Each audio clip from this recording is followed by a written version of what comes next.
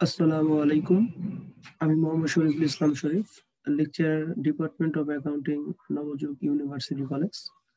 নবযুগ university কলেজের online ক্লাসের পক্ষ থেকে সবাইকে জানাই স্বাগতম। আজকে অনলাইন ক্লাসে আলোচ্য বিষয় হচ্ছে এসএসসি ফার্স্ট ইয়ার, সাবজেক্ট হচ্ছে accounting first paper, chapter number হচ্ছে ওয়ার্কশিট, যেটাকে বলা হয় কার্যপত্র। তো আজকে থেকে আমরা কার্যপত্রের ধারাবাহিক ক্লাস শুরু করব।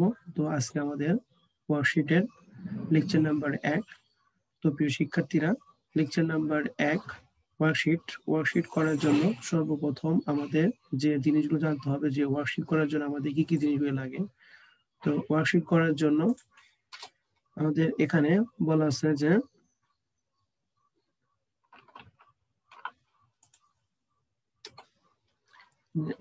আছে যে এই অধ্যায় থেকে পরীক্ষার প্রশ্নে ক, খ, গ তে যে সকল প্রশ্নগুলি হয় তা এক নজর দেখে নিই। ওয়ার্কশিট করার জন্য আমাদের যে জিনিসটা সর্বপ্রথম জানতে হবে সেটা হচ্ছে সমন্বয় জাবেদা। সমন্বয় জাবেদা যদি আমরা না জানি বা না বুঝি তাহলে ওয়ার্কশিট আমরা করতে পারবো না। তো প্রিয় শিক্ষার্থীরা, সর্বপ্রথম আমাদের জানতে হবে সমন্বয় জাবেদা, তারপর জানতে হবে বিপরীত দাখিলা, তারপর জানতে হবে সমাপনী দাখিলা এবং কার্যপত্র। তাহলে কার্যপত্র করার জন্য আজকে আমরা যেটা শিখবো সেটা হচ্ছে সমন্বয় জাবেদা। এখন আমরা চলে যাই সমন্বয় জাবেদা। আমি ফরম্যাট নাম্বার 1 দিয়ে দেখছি যে ফরম্যাট নাম্বার 1 হচ্ছে সমন্বয় জাবেদা। তো সমন্বয় জাবেদা কি বা কার কার জন্য দিতে হয় তা আমরা আজকে আলোচনা করব ফার্স্ট ক্লাসে।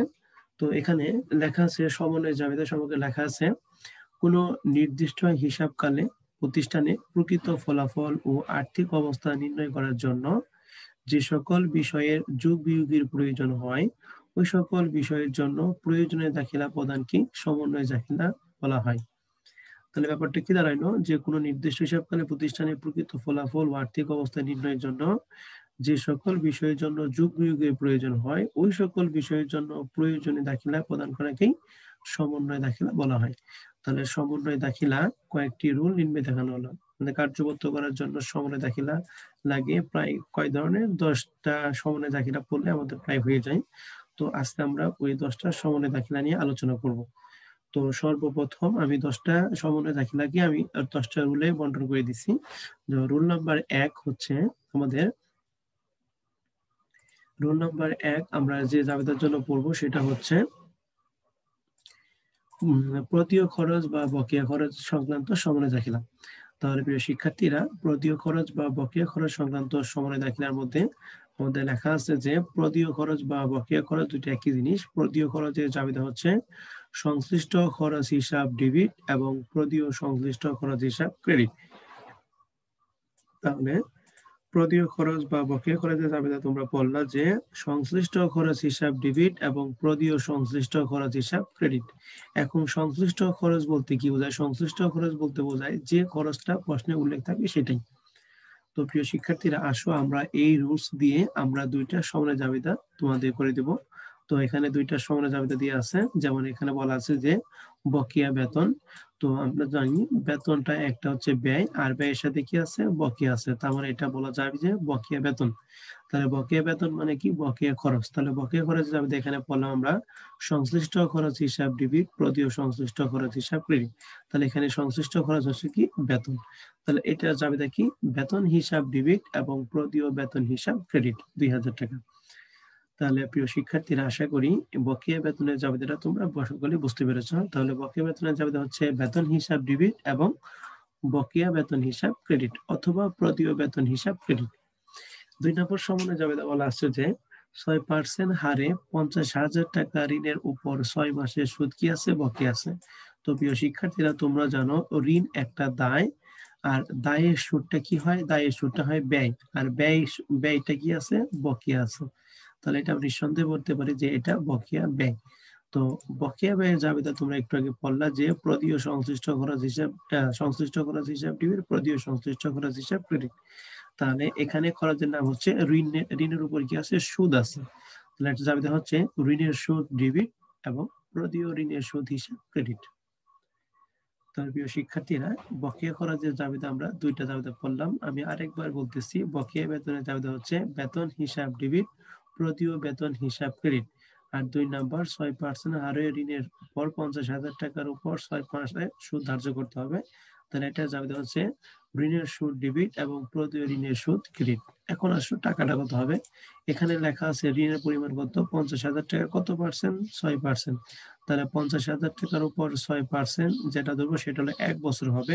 কিন্তু আমাদের সুদটা কয় মাসের বাকি আছে? 6 মাসের। তাহলে ওই টাকাকে 6 দ্বারা গুণ করতে হবে আর 12 দ্বারা কি করতে হবে? ভাগ করতে হবে। আশা করি প্রিয় শিক্ষার্থীরা রোল নাম্বার 1 প্রক্রিয়া খরচ বা বকেয়া খরচের জাবেদা তোমরা বুঝতে পেরেছো। এখন আমরা চলে যাব অগ্রিম সংশ্লিষ্ট খরচ। তো অগ্রিম খরচের সমন্বয় জাবেদা হচ্ছে অগ্রিম সংশ্লিষ্ট খরচ হিসাব ডেবিট এবং সংশ্লিষ্ট খরচ হিসাব ক্রেডিট।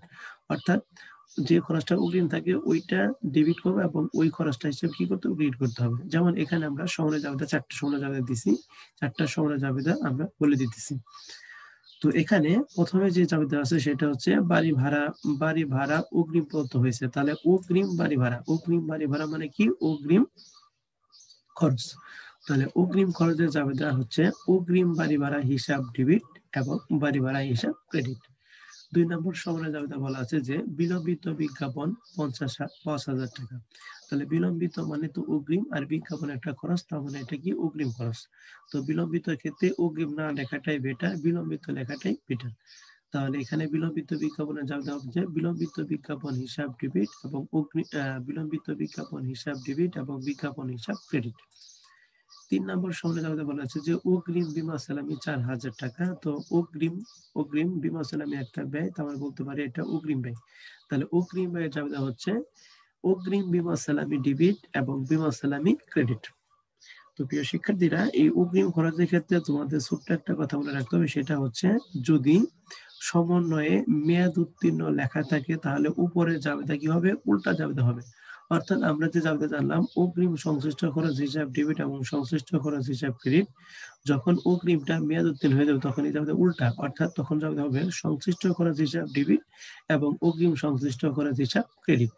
তো এই ব্যাপারটা আমরা এখানে লিখে দিচ্ছি যে একটা জাবেদা দিচ্ছি যে অগ্রিম বীমা সালামি কি হয়েছে? মেয়াদ উত্তীর্ণ হয়েছে। তাহলে এখানে এই যে মেয়াদ উত্তীর্ণ হওয়া, তাহলে মেয়াদ উত্তীর্ণ হওয়া মানে কি? মেয়াদ উত্তীর্ণ হওয়া মানে হচ্ছে এটা আমরা যে জাবেদা অগ্রিম খরচের যে জাবেদা জানি ওই জাবেদার উল্টা জাবেদা দিতে হবে। এখানে যদি জাবেদা দাও অগ্রিম বীমা ডেবিট এবং বীমা সালামি কি, তাহলে জাবেদাটা কনফিডেন্টলি তুমি কি করবে? ভুল করবা। তো অতএব এই জাবেদাটা আমাদের ঠিক করে দিতে হবে কি? যেহেতু মেয়াদ উত্তীর্ণ হয়েছে তাহলে আমরা ওই জাবেদা উল্টা জাবেদা দিব। এখন জাবেদা হচ্ছে বীমা সালামি ডেবিট এবং অগ্রিম বীমা সালামি ক্রেডিট। আশা করি ব্যাপারটা বুঝতে পেরেছ। তাহলে আমরা যদি আরেকটা উদাহরণ দেই যে অগ্রিম বাড়ি ভাড়া মেয়াদ উত্তীর্ণ হয়েছে, তাহলে মেয়াদ উত্তীর্ণ হওয়া মানে ওইটা উল্টা জানতে হবে। তাহলে জানতে হবে বাড়ি ভাড়া হিসাব ডেবিট, অগ্রিম বাড়ি ভাড়া হিসাব ক্রেডিট। আশা করি ব্যাপারটা ক্লিয়ার। এখন আমরা চলে যাব 3 নাম্বার রুলসে। তো 3 নাম্বার রুলসটা সেটা হচ্ছে প্রাপ্য আয়। এটাকে আরেকটা নাম হচ্ছে অনাদায়ী আয় অথবা বকেয়া আয়। এক কথায় আমরা বকেয়া আয়, প্রাপ্য আয় এবং অনাদায়ী সব একই জানি। তাহলে বকেয়া যাবে দেখি। বকেয়া যাবে হচ্ছে প্রাপ্য সংশ্লিষ্ট আয় হিসাব ডেবিট এবং সংশ্লিষ্ট আয় হিসাব ক্রেডিট। তাহলে প্রাপ্য সংশ্লিষ্ট আয় হিসাব ডেবিট এবং সংশ্লিষ্ট আয় হিসাব ক্রেডিট। তাহলে এখন আসো এটা সম্পর্কে আমরা 2-3টা জাবেদা করি। তো প্রথম জাবেদা যেটা লেখা আছে সেটা হচ্ছে বিনিয়োগের সুদ অনাদায়ী রয়েছে। তো বিনিয়োগের সুদ আমরা জানি একটা আয়, আর আয়ের সাথে কি আছে? অনাদায়ী মানে বকেয়া আছে। তাহলে এটা বকেয়া আয়। তাহলে বকেয়ার জাবেদা আমরা জানি যে প্রাপ্য সংশ্লিষ্ট আয় হিসাব ডেবিট এবং সংশ্লিষ্ট আয় হিসাব ক্রেডিট। তাহলে সংশ্লিষ্ট আয় নাম কি? বিনিয়োগ। তাহলে আমরা জাবেদা লিখতে পারি প্রাপ্য বিনিয়োগের সুদ হিসাব ডেবিট এবং বিনিয়োগের সুদ হিসাব ক্রেডিট। 2 নম্বর সমন্বয় জাবেদা বলা আছে যে কমিশন অর্জিত হয়েছে কিন্তু আদায় হয়নি। কমিশন অর্জিত মানে কমিশন বাবদ আয় হয়েছে কিন্তু সেটা আদায় করতে পারে নাই, তার মানে এটা কি? বকেয়া আয়। তাহলে বকেয়ার জাবেদা আমরা জানি, একটু আগে বললাম যে প্রাপ্য কমিশন হিসাব ডেবিট এবং কমিশন আয় হিসাব ক্রেডিট। 3 নম্বর সমন্বয় জাবেদা বলা আছে যে সেবা প্রদান করা হয়েছে কিন্তু পাওয়া যায় না। তার মানে সেবা দিছি কিন্তু নগদ টাকা পাই নাই, অর্থাৎ এটা বাকিতে সেবা হয়ে গেছে। তো বাকিতে সেবা বা বকেয়া আয় হয়েছে, এটা জাবেদা আমরা দিতে পারি যে প্রাপ্য সেবা আয় হিসাব ডেবিট আর সেবা আয় হিসাব ক্রেডিট। তাহলে প্রিয় শিক্ষার্থীরা এখান থেকে বকেয়া আয়ের জাবেদা আমরা জানলাম যে প্রাপ্য সংশ্লিষ্ট আয় হিসাব ডেবিট এবং আয় হিসাব ক্রেডিট। ওকে, এখন আমরা চলে যাব রুল নাম্বার 4। তাহলে রুল নাম্বার 4 যেটা আছে সেটা হচ্ছে আমাদের অনুপার্জিত আয় বা অগ্রিম আয়ের জাবেদা। তাহলে একটু আগে আমরা পড়লাম যে অগ্রিম খরচের জাবেদা, অগ্রিম খরচের জাবেদা কি পড়ছি? অগ্রিম খরচ হিসাব ডেবিট এবং খরচ হিসাব ক্রেডিট। এখন আমরা পড়ব হলো অগ্রিম আয়ের জাবেদা। অগ্রিম আয়ের জাবেদা হচ্ছে আয় হিসাব ডেবিট এবং অনুপার্জিত আয় হিসাব ক্রেডিট। অনুপার্জিত কেন? যেটা এখনো অর্জিত হয়নি, এর জন্য একটা অনুপার্জিত লিখবো। অনুপার্জিত অনুপার্জিত একটা দায়। তাহলে আসলে প্রিয় শিক্ষার্থীরা আমরা এর মাধ্যমে 4টা সমানের জাবেদা একটু করি। প্রথমে লেখা আছে অগ্রিম উপভাড়া। তাহলে উপভাড়া একটা আয়, তাহলে এই আয়ের সাথে কি আছে? অগ্রিম আছে, তাহলে বলতে পারি এটা অগ্রিম আয়। তাহলে অগ্রিম আয়ের জাবেদা আমরা একটু আগে জানলাম যে আয় হিসাব ডেবিট এবং অনুপার্জিত আয় হিসাব ক্রেডিট। তাহলে এটা জাবেদা বলতে পারি যে আয়ের নাম কি? অনুপার্জিত উপভাড়া। তাহলে এটা জাবেদা হচ্ছে অগ্রিম উপভাড়া 500 টাকা, এর জাবেদা হচ্ছে উপভাড়া হিসাব ডেবিট এবং অনুপার্জিত উপভাড়া ক্রেডিট। 2 নম্বর সমানে জাবেদা বলা আছে যে শিক্ষানবিশ সালামি 200 টাকা অগ্রিম পাওয়া গেছে, এটা একই অবস্থা। তাহলে এটা জাবেদা আমরা দিব শিক্ষানবিশ সালামি হিসাব ডেবিট এবং অনুপার্জিত শিক্ষানবিশ সালামি হিসাব ক্রেডিট। তারপরে এখানে লেখা আছে যে অগ্রিম সেবা আয় প্রাপ্তি, এইটাও একই অবস্থা। তাহলে এটা জাবেদা আমরা দিতে পারি সেবা আয় হিসাব ডেবিট এবং অনুপার্জিত সেবা আয় হিসাব ক্রেডিট 3000 টাকা। প্রিয় শিক্ষার্থীরা, তোমাদের যেমন আমরা এখানে অগ্রিম খরচের ক্ষেত্রে বলছিলাম যদি অগ্রিম খরচটা সমন্বয় যদি লেখা থাকে মেয়াদ উত্তীর্ণ হওয়া, তাহলে উপরে যাবে উল্টা যাবে দিতেছি। ঠিক আছে, কিরকম? অগ্রিম আয়ের ক্ষেত্রে কি যদি সমন্বয়ে লেখা থাকে কি অর্জিত লেখা থাকে, তাহলে উপরে যাবে কি দিতে হবে? উল্টা যাবে দিতে হবে, অর্জিত। তাহলে এখানে আমাদের 4 নাম্বার বলা আছে যে অগ্রিম সেবা আয় অর্জিত হয়েছে। এখানে যদি অর্জিত না থেকে যদি শুধুমাত্র লেখা থাকতো যে অগ্রিম আয় অগ্রিম সেবায়, তাহলে আমরা যাবে দিতাম সেবা আয় হিসাব ডেবিট এবং অনুপার্জিত সেবা আয় হিসাব ক্রেডিট। কিন্তু এখানে লেখা আছে অগ্রিম সেবা আয়টা কি অর্জিত হয়েছে, তার মানে এখন এটা মেয়াদ উত্তীর্ণ হয়ে গেছে। মেয়াদ উত্তীর্ণ হলে আমরা এই জাবেদাটার উল্টা জাবেদা দিব। তার মানে এখন আমরা জাবেদা দিব অনুপার্জিত সেবা আয় হিসাব ডেবিট এবং সেবা আয় হিসাব ক্রেডিট। আশা করি ব্যাপারটা তোমরা বুঝতে পেরেছো। তাহলে প্রিয় শিক্ষার্থীরা, এখানে সমন্বয় জাবেদা আমরা 4টা দিছি। এই 4টা সমন্বয় জাবেদা তোমরা বাসায় সুন্দর করে খাতার মধ্যে লিখে রাখবো। তাহলে আমি জাবেদাগুলো আবার একটু বলতেছি। অগ্রিম উপভাড়া 500 টাকার জাবেদা হচ্ছে উপভাড়া হিসাব ডেবিট, অনুপার্জিত উপভাড়া হিসাব ক্রেডিট 500 টাকা। শিক্ষানবিশ সালামি 200 টাকার অগ্রিম পাওয়া গেছে, এটা জাবেদা হচ্ছে শিক্ষানবিশ সালামি হিসাব ডেবিট, অগ্রিম শিক্ষানবিশ সালামি হিসাব ক্রেডিট। অগ্রিম সেবা আয় প্রাপ্তি 3000 টাকার জাবেদা হচ্ছে সেবা আয় হিসাব ডেবিট এবং অনুপার্জিত সেবা হিসাব ক্রেডিট। অগ্রিম সেবা আয় অর্জিত হয়েছে, এটা জাবেদা হচ্ছে যেহেতু এটা অর্জিত হয়ে গেছে, তারপরে এটা আমাদের উল্টা জাবেদা দিতে হবে। এটা জাবেদা হচ্ছে অনুপার্জিত সেবা আয় হিসাব ডেবিট এবং সেবা আয় হিসাব ক্রেডিট। তাহলে আমাদের 4টা রুলস কমপ্লিট। এখন আমরা চলে যাব তার পরবর্তী রুলসে। রুল নাম্বার 5 আমরা দিছি মনিহারির জন্য সমানে জাবেদা। মনিহারির জন্য সমানে জাবেদা, এটা খুব ইম্পর্টেন্ট একটা জাবেদা। এটা প্রায় প্রত্যেক প্রশ্নেই এই মনিহারি জাবেদাটা আসে। তো মনিহারি জাবেদার জন্য আমাদের এটা জাবেদা দেওয়ার জন্য আমাদের দেখতে হবে রেয়ামিল এবং সমন্বয়ে, দুইটা জিনিস আমাদের ভালো করে খেয়াল করতে হবে, রেয়ামিল প্লাস সমন্বয়। এখানে আমাদের একটা রুল দেওয়া আছে, যদি রেয়ামিলে সম্পদ দেওয়া থাকে তাহলে খরচের সমন্বয়ে জাবেদা দিতে হবে, আর যদি রেয়ামিলে খরচ দেওয়া থাকে তাহলে কার জাবেদা দিতে হবে? সম্পদ দেওয়া থাকবে, সম্পদে জাবেদা দিতে হবে। তাহলে ব্যাপারটা কি বুঝলাম? যে সম্পদ থাকলে খরচ, আর খরচ থাকলে কি? সম্পদ। তাহলে সম্পদ যদি থাকে তখন খরচের জাবেদা আমরা দিব।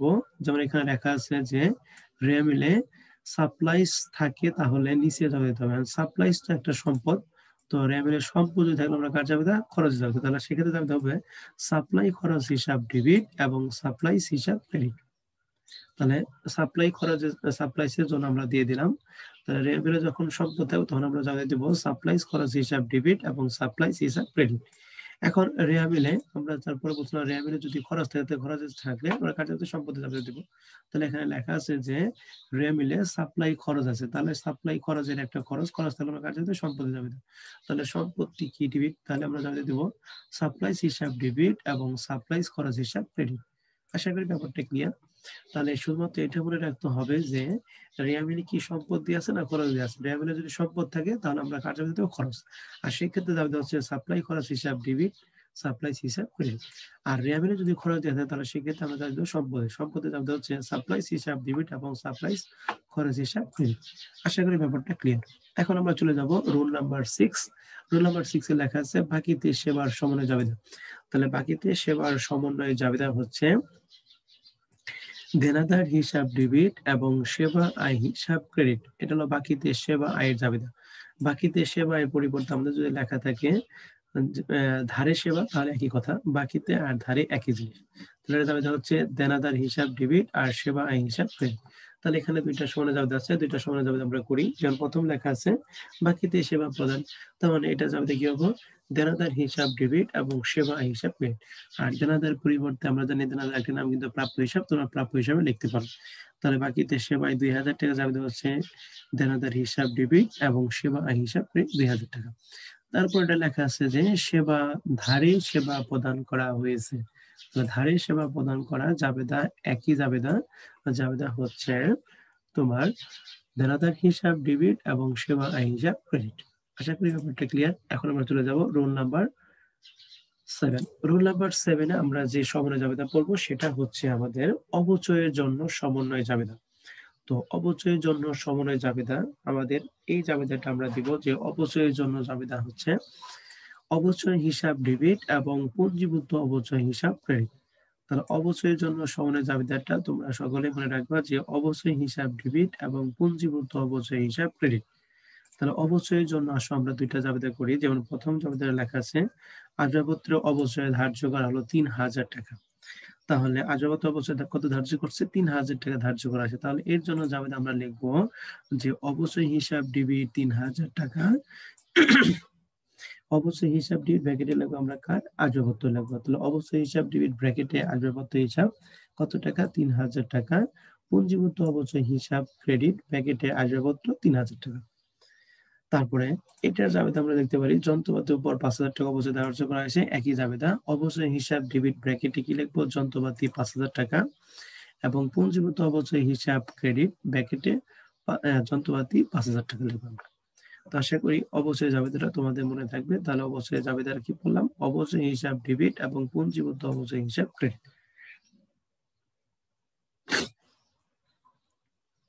এখন আমরা চলে যাব সমাপনী মজুর সংক্রান্ত জাবেদা। তো প্রিয় শিক্ষার্থীরা, সমাপনী মজুর সংক্রান্ত জাবেদা এটা দুইটা পদ্ধতিতে জাবেদা দিতে হয়, একটা পারপিচুয়াল একটা পিরিয়ডিক্যাল। তো পারপিচুয়াল পদ্ধতির সমন্বয় জাবেদাটা আমি একটু এখান থেকে দেখাইতেছি যে পারপিচুয়াল পদ্ধতির সমন্বয় জাবেদাটা আমরা কিভাবে দিব। হ্যাঁ, এখানে পারপিচুয়াল পদ্ধতি সমন্বয় জাবেদা সম্পর্কে আমরা একটু লিখে দিছি যে পারপিচুয়াল পদ্ধতি কখন আমরা বলবো যে পারপিচুয়াল পদ্ধতি, যখন প্রশ্নে বা রেয়ামিলে বিক্রিত পণ্যের ব্যয় দিয়ে থাকে তখন একে বলা হয় পারপিচুয়াল ইনভেন্টরি সিস্টেম। এক্ষেত্রে রেয়ামিলে অভ্যন্তরে যে মজুদ পণ্য দেওয়া থাকে সেটিকে সবসময় কি করতে হবে, সমাপনী মজুদ পণ্য হিসেবে গণ্য করতে হবে। এক্ষেত্রে সমন্বয়ে যে মজুদ পণ্য দেওয়া থাকবে তার রেয়ামিলে মজুদ পণ্যের সাথে তুলনা করে জানা যেতে হবে। দেখো প্রিয় শিক্ষার্থীরা, আমরা আমাদের এখানে একটা রেয়ামিল দিয়ে আছে। তো রেয়ামিলের মধ্যে আমাদের এখানে একটা দিয়ে আছে বিক্রিত পণ্যের ব্যয়। তো আমরা একটু আগে বলে আসলাম যে রেয়ামিলে যদি বিক্রিত পণ্যের ব্যয় দেওয়া থাকে তাহলে প্রশ্নের মধ্যে যে মজুদ পণ্য থাকবে, যেমন মজুদ পণ্য কত আছে 40,000 টাকা, এটাকে সবসময় সমাপনী মজুদ পণ্য হিসেবে গণ্য করতে হবে। এটা সবসময় কি সমাপনী মজুদ পণ্য। তাহলে এখন কথা হচ্ছে, তাহলে এখানে আমাদের বলা আছে যে এই ক্ষেত্রে আমাদের দুইটা রুলস থেকে এই দুইটা রুলসের যে কোনো একটা জাবেদা হবে।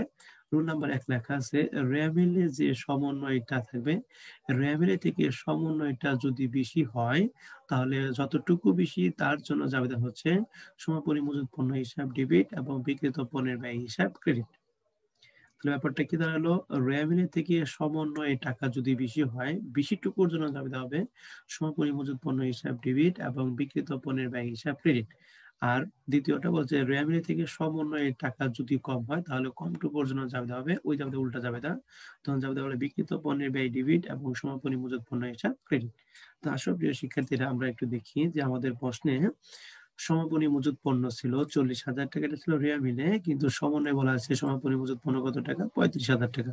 তাহলে দেখতে পারলাম যে আমাদের রেয়ামিলে থেকে সমন্বয়ের টাকা 5,000 টাকা কি কম। আর কম থাকলে আমরা জাবেদা দিব বিক্রিত পণ্যের ব্যয় হিসাব ডেবিট 5,000 টাকা এবং সমাপনী মজুদ পণ্য হিসাব ক্রেডিট 5,000 টাকা। আশা করি ব্যাপারটা ক্লিয়ার। এখন আসো আমরা আরেকটা জাবেদা একটু দেখাই তোমাদের। যেমন আমাদের এই প্রশ্নের মধ্যে বিক্রিত পণ্যের ব্যয় দিয়ে আছে 2,20,000 টাকা। তার মানে আমাদের এখানে মজুদ পণ্য যে 45,000 টাকা দিয়ে আছে সেটা অবশ্যই সমাপনী মজুদ পণ্য।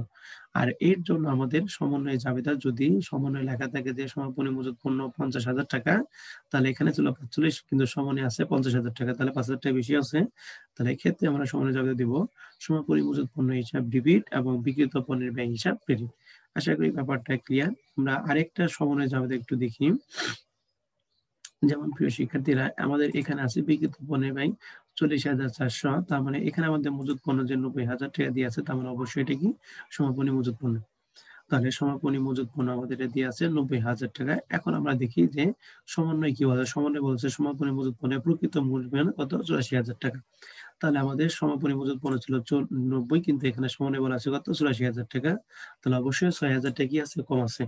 আর কম থাকলে আমরা জাবেদা দিব বিক্রিত পণ্যের ব্যয় হিসাব ডেবিট এবং সমাপনী মজুত পণ্য হিসাব ক্রেডিট।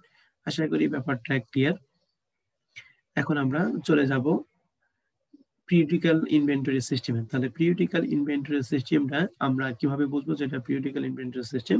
যেখানে লেখা আছে প্রশ্নে বা রেয়ামিলে বিক্রিত পণ্যের ব্যয় দেয়া না থেকে যদি ক্রয় বা নিট ক্রয় পরিমাণ দেয়, তাহলে সেটাকে পিরিয়ডিক্যাল ইনভেন্টরি সিস্টেম বলে। এক্ষেত্রে রেয়ামিলে অভ্যন্তরে যে মজুত পণ্য দেওয়া থাকবে সেটিকে সবসময় কি ধরতে হবে, প্রারম্ভিক মজুত পণ্য হিসেবে গণ্য করতে হবে, এবং সমন্বয়ে যে প্রারম্ভিক মজুত পণ্য দেওয়া থাকে সেটিকে সবসময় সমাপনী মজুত পণ্য হিসেবে গণ্য করতে হবে। এটা হচ্ছে পিরিয়ডিক্যাল ইনভেন্টরি সিস্টেমের নিয়ম। তাহলে এক্ষেত্রে সমাপনী মজুত পণ্যের জাবেদা সবসময় একটাই। এক্ষেত্রে সমাপনী মজুত পণ্য বাড়ে বা কমে তার জন্য জাবেদা দেওয়া লাগবে না। সমাপনী মজুত পণ্যের জাবেদা একটাই। জাবেদা হচ্ছে সমাপনী মজুত পণ্য হিসাব ডেবিট এবং ক্রয় হিসাব ক্রেডিট। আশা করি ব্যাপারটা বুঝতে পারছো। তাহলে প্রিয় শিক্ষার্থীরা, আমরা বুঝতে পারলাম যে পিরিয়ডিক্যাল ইনভেন্টরি সিস্টেমের ক্ষেত্রে সমাপনী মজুতের জন্য জাবেদা হচ্ছে সমাপনী মজুত পণ্য হিসাব ডেবিট এবং ক্রয় হিসাব ক্রেডিট। আশা করি সমাপনী মজুত সংক্রান্ত জাবেদাটা আমাদের ক্লিয়ার। যেমন আমরা এখানে বলে দিছি যে, যেমন লেখা আছে সমাপনী মজুত পণ্য 1,000 টাকা মূল্যায়ন করা হয়েছে, তার মানে এটা জাবেদা হচ্ছে সমাপনী মজুত পণ্য হিসাব ডেবিট এবং ক্রয় হিসাব ক্রেডিট। 2 নম্বর সমানে জাবেদা বলা আছে যে ধারে পণ্য ক্রয় 1,000 টাকা যা হিসাবভুক্ত হয়নি। তাহলে ধারে পণ্য ক্রয় জাবেদা দিব ক্রয় হিসাব ডেবিট, পাওনাদার হিসাব ক্রেডিট, এবং বলছে সমাপনী মজুত পণ্যের মধ্যে অন্তর্ভুক্ত। তাহলে সমাপনী মজুত পণ্যের মধ্যে জাবেদা হচ্ছে সমাপনী মজুত পণ্য হিসাব ডেবিট এবং ক্রয় হিসাব ক্রেডিট। ওকে, ধন্যবাদ প্রিয় শিক্ষার্থীরা। আশা করি ব্যাপারটা বুঝতে পারছো। এখন আমরা চলে যাব রোল নাম্বার 9। রোল নাম্বার 9 এ হচ্ছে আগুনে বিনষ্ট পণ্য ও বীমা কোম্পানি কর্তৃক দাবি সংক্রান্ত জাবেদা। আমাদের প্রথম রুলস লেখা আছে, যখন বীমা কোম্পানি কর্তৃক সম্পূর্ণ ক্ষতিপূরণ দিতে স্বীকৃত হয়নি, তখন আমাদের জাবেদাটা কি হবে, সম্পূর্ণ ক্ষতিপূরণ দিতে স্বীকৃত হয়নি। অর্থাৎ তোমার আগুনে বিনষ্ট হয়েছে, মনে করো 10,000 টাকা, বীমা কোম্পানি তোমাকে 10,000 টাকা দিবে না, বলবে যে 10,000 টাকা আমাদের লামসাম একটা টাকা দিবে, যে 8,000 টাকা, তাহলে 2,000 টাকা কম দিছে।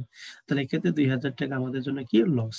তাহলে এক্ষেত্রে আমাদের বলা আছে যে জাবেদা হচ্ছে সমাপনী মজুত পণ্য হিসাব ডেবিট, আগুনে বিনষ্ট পণ্য হিসাব ডেবিট এবং ক্রয় হিসাব ক্রেডিট।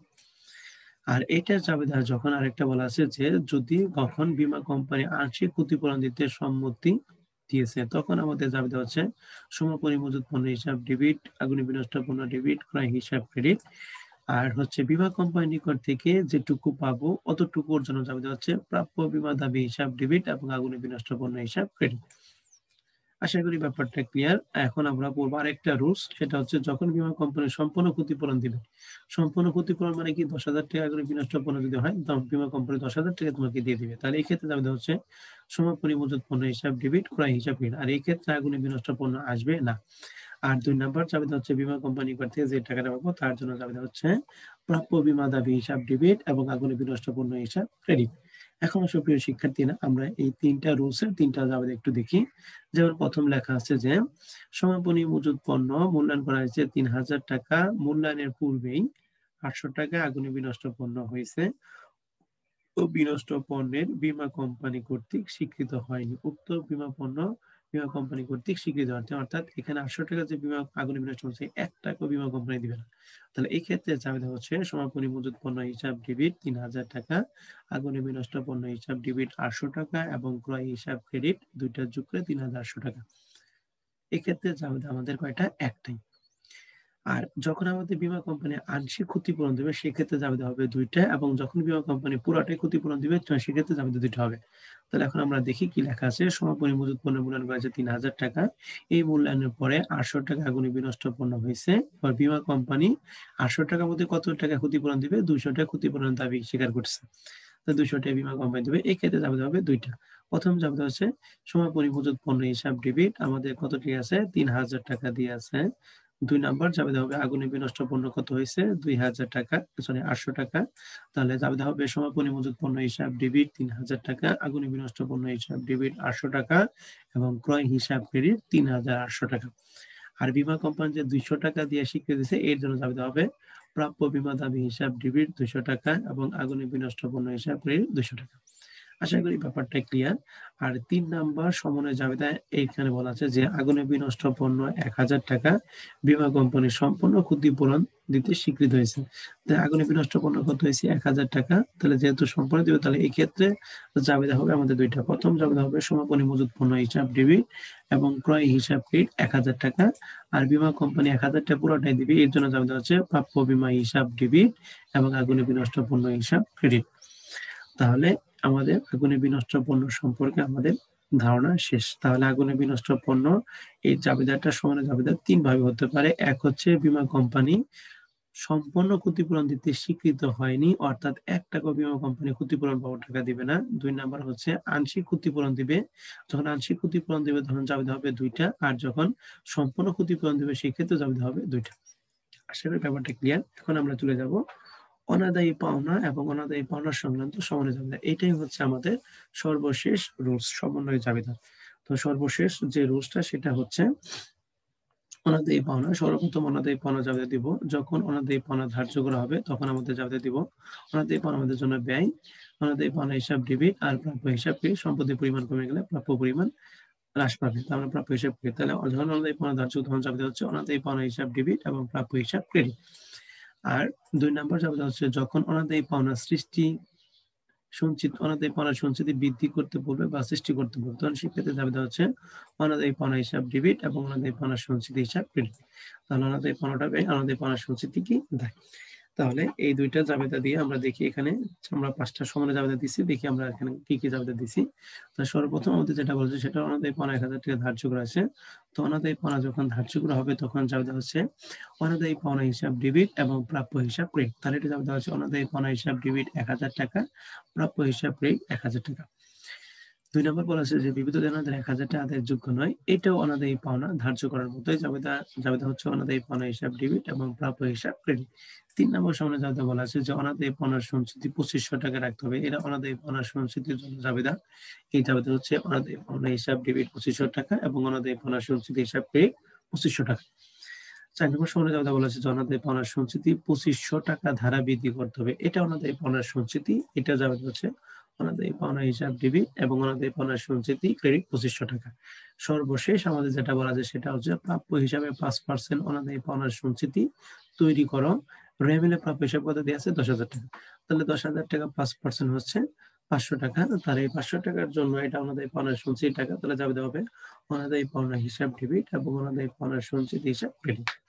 আশা করি প্রিয় শিক্ষার্থীরা তোমরা এই কার্যপত্রের ক্ষেত্রে যে 10টা সমন্বয় জাবেদা আজকে আমরা পড়লাম, এই 10টা সমন্বয় জাবেদা তোমরা সকলেই বুঝতে পেরেছো। তোমরা বাসায় এই 10টা সমন্বয় জাবেদা বাসায় ট্রাই করবা। এই 10টা সমন্বয় জাবেদা যদি পারো তাহলে কার্যপত্রের ক্ষেত্রে যে সমন্বয় জাবেদাগুলি আসে তোমরা প্রত্যেকটা সমন্বয় জাবেদা স্পষ্টভাবে এবং নির্ভুলভাবে তোমরা সমাধান করতে পারবে। আশা করি প্রিয় শিক্ষার্থীরা আজকের ক্লাসটা তোমাদের কাছে ভালো লাগছে। আগামী ক্লাসে দেখার জন্য আমন্ত্রণ জানিয়ে আজকে আমাদের এই পর্যন্ত শেষ করছি। আল্লাহ হাফেজ।